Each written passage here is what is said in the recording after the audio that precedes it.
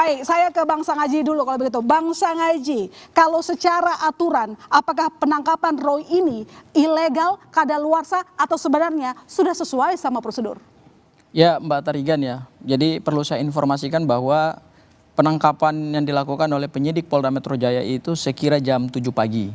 Setelah Mas Roy pulang dari Bandung mengikuti dialog kebangsaan.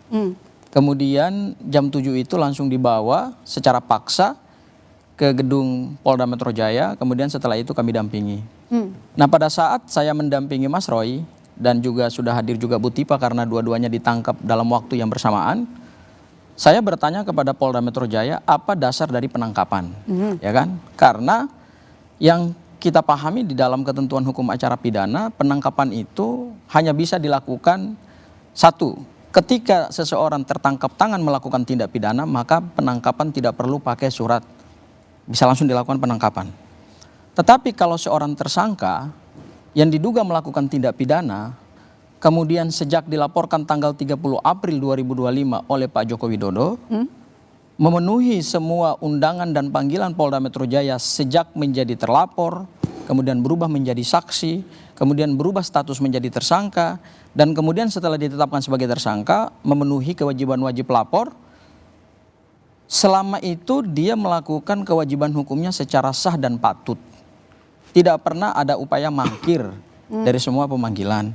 Tidak juga ada kekhawatiran akan melarikan diri. Tidak juga ada kekhawatiran akan menghilangkan barang bukti. Lantas apa dasar penangkapan hari ini? Karena yang kami pahami, penangkapan itu hanya bisa dilakukan kepada seorang yang diduga melakukan tindak pidana ataupun juga sebagai tersangka ketika sudah dipanggil secara sah dan patut berdasarkan KUHP.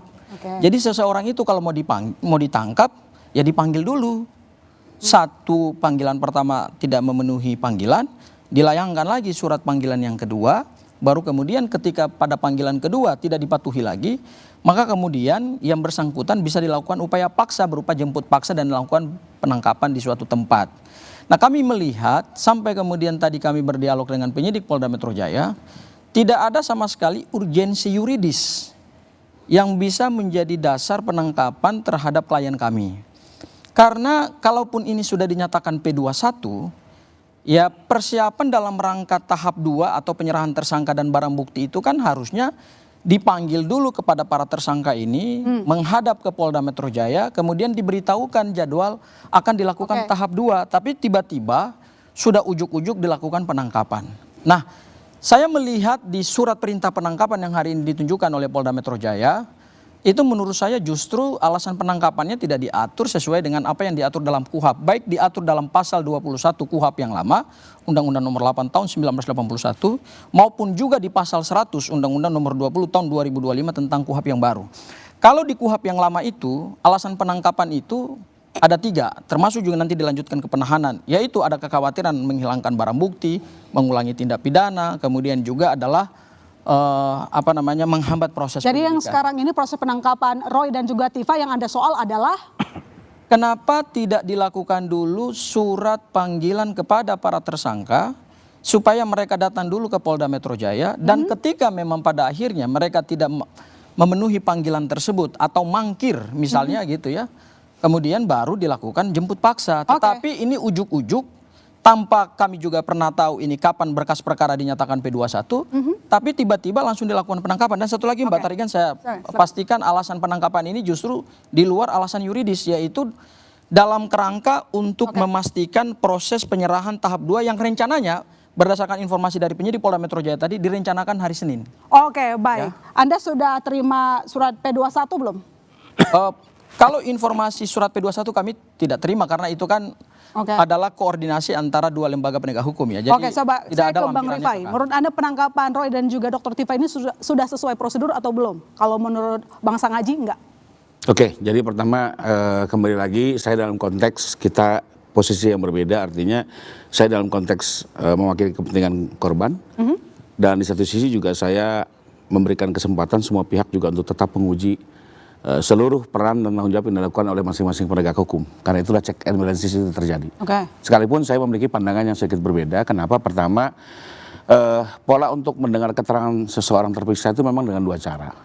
bisa dengan panggilan, bisa dengan penangkapan. Oke. Jadi penangkapan itu juga bukan sesuatu yang sifatnya sedemikian rupa bahwa itu hanya cara untuk menghadirkan dan untuk didengar. Itu ada dua metode. Tidak ada urgensi yuridis tadi kalau kata Bang Nah, Sangaji. kembali lagi sebenarnya kalau kita dalami tadi pagi itu yang saya dapat info juga dari Bang Gafur, tidak hanya penangkapan, ada juga surat perintah penggeledahan dengan izin pengadilan. Artinya yang dilakukan tadi pagi selain untuk menghadirkan dalam konteks mungkin untuk persiapan tahap 2 atau ada pemeriksaan tambahan, juga akan dilakukan penggeledahan untuk memaksimalkan barang bukti.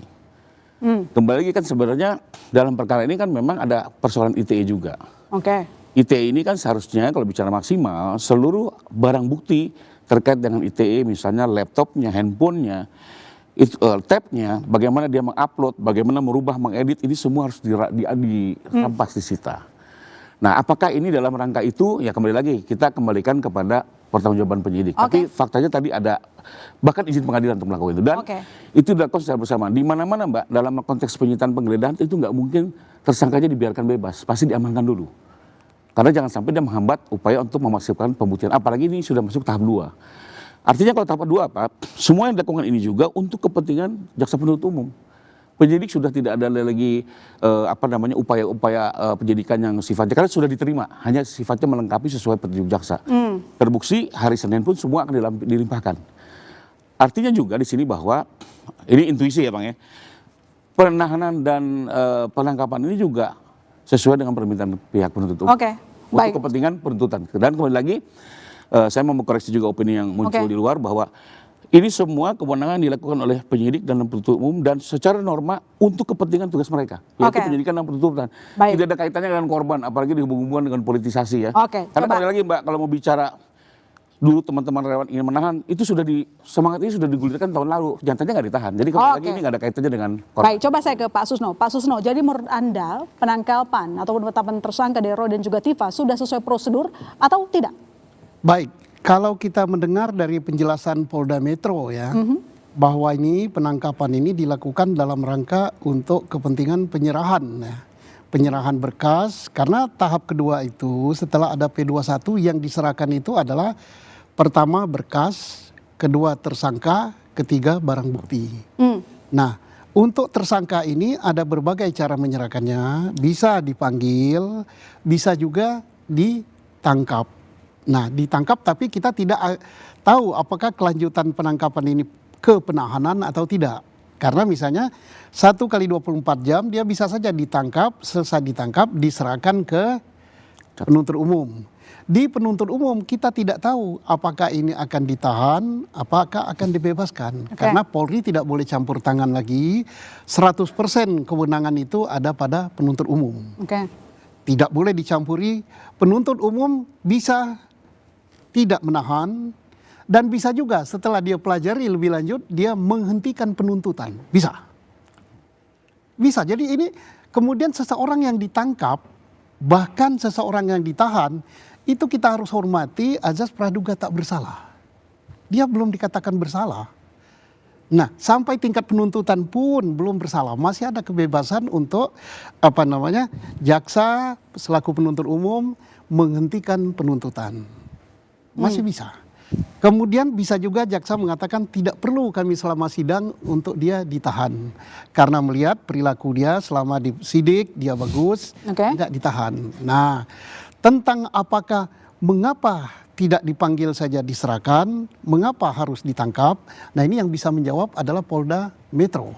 Dia punya kepentingan subjektif ya, kita tidak bisa. Saya tidak bisa mendahului, ini karena begini-begini, karena saya ini sudah pensiun gitu, udah 14 tahun, nggak tahu lagi apa pertimbangannya. Tapi begitulah ceritanya, Mbak. Baik, sebelum saya ke Kompolnas, saya coba ke Bang Rey dulu. Bang Rey, apa yang Bang Rey baca dari drama penangkapan Roy dan Tifa pagi tadi setelah sudah lama ditetapkan jadi tersangka dan berlarut loh kasusnya?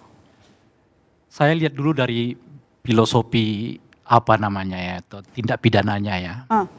Sebetulnya tindak pidana ini dianggap sesuatu yang dahsyat apa enggak itu dulu.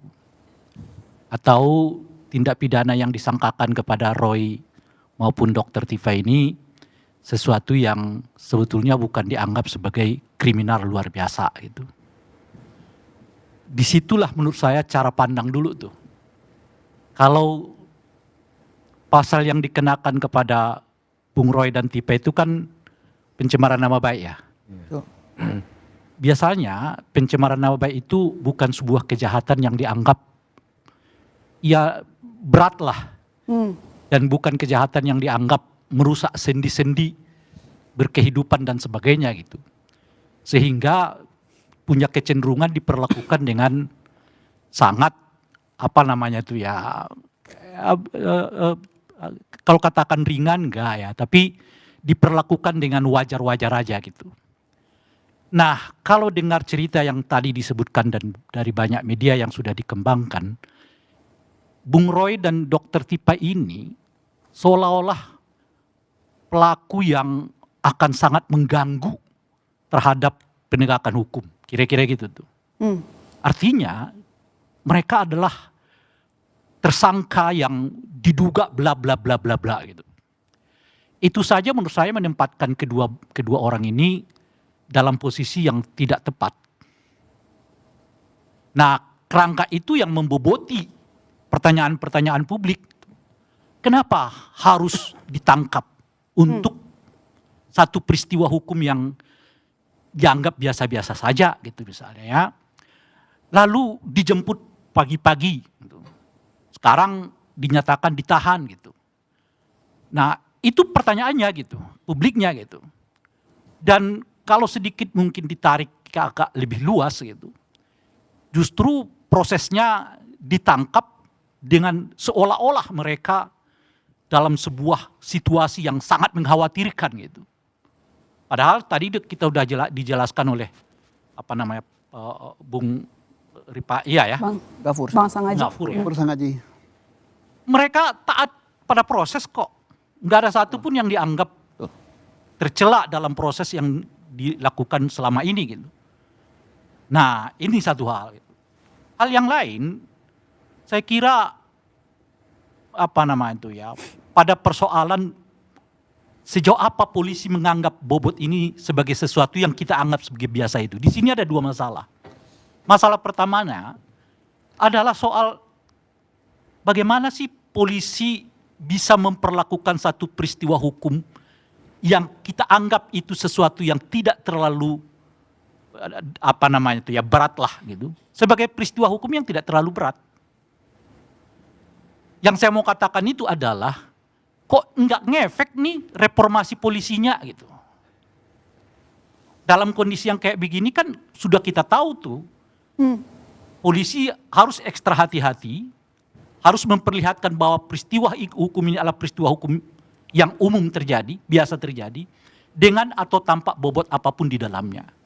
Lah ini dalam peristiwa tiba-tiba ada penjemputan, lalu penahanan sekarang gitu ya. Di tengah juga ketika mahasiswa sedang ramai-ramainya mempersoalkan kebijakan soal MBG gitu ya, soal kenaikan harga BBM ya, soal koperasi merah putih gitu.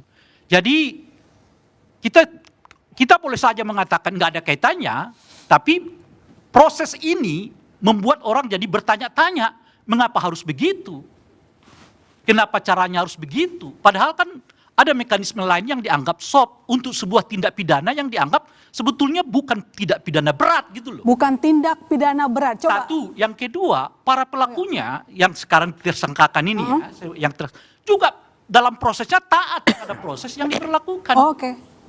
Bukan hal pelanggaran berat, tapi apa alasan kepolisian menangkap Roy dan Tifa pagi ini? Nanti dijawab. Kami segera kembali saudara, tetap di Bola Liar.